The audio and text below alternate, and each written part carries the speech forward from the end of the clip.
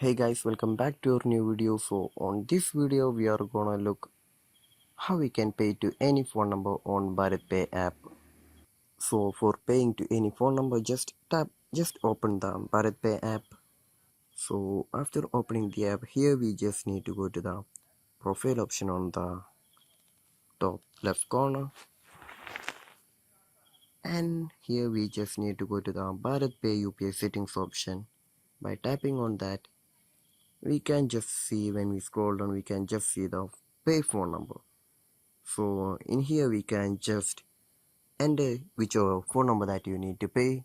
So after entering the number, just choose the payment, choose the account, the contact rather, and by doing that we can just pay to that phone number. So this is how you're gonna pay to any phone number on Bharatpe app. So I hope this video was useful for you. So just do like, share, subscribe to our channel. Thank you.